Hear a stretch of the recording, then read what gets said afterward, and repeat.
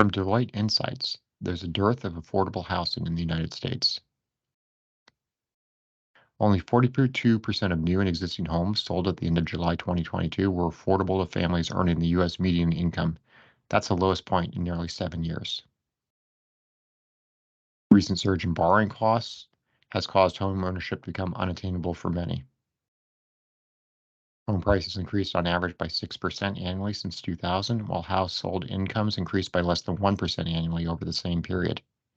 With 30-year mortgage rates around 7% at the beginning of November, estimates suggest that over 100 million households, just above 80% of all U.S. households, are unable to afford a medium-priced new home.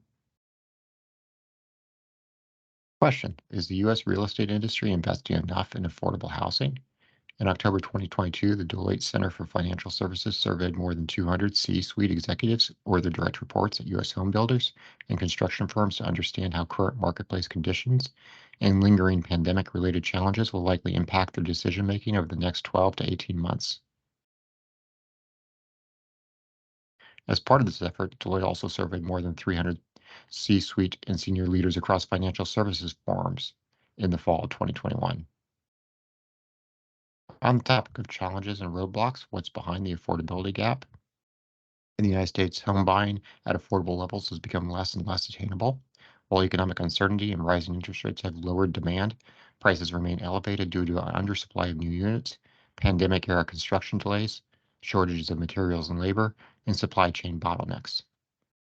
When asked about top concerns over the next 18 months, survey respondents point to rising inflation, construction and labor shortages, and supply chain disruptions and delays.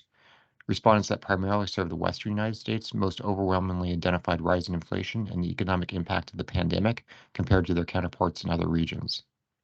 These identified disruptions underscore existing challenges developers face in adding more affordable product to available housing inventory. 33% of respondents say high construction costs are the primary reason why they haven't yet developed, built, or rehabilitated affordable units.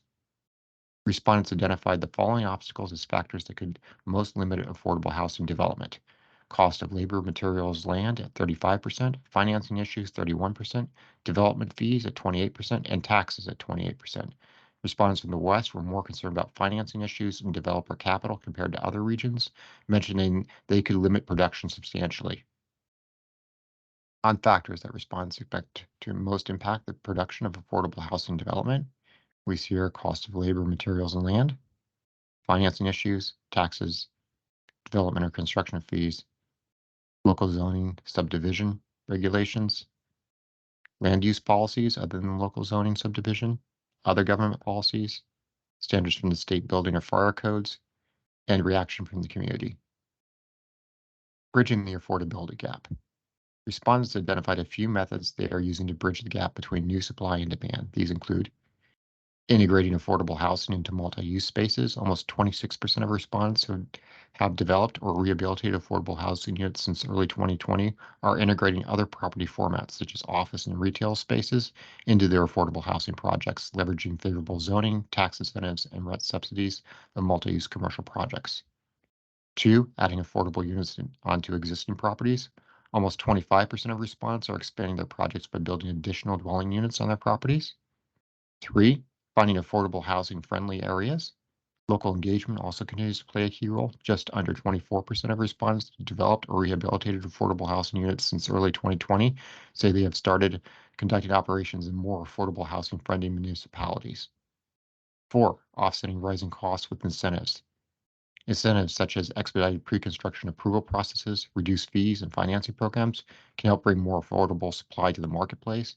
24% of the respondents have developed or rehabilitated affordable housing units since the beginning of 2020 believe that fee reductions or financing programs can be some of the most beneficial tools to increase affordable housing supply. Nearly 22% of respondents believe that interventions such as reduced minimum lot size and expedited building permit processes can make creating more affordable units more feasible. Making ends meet, innovating and partnering to jumpstart progress.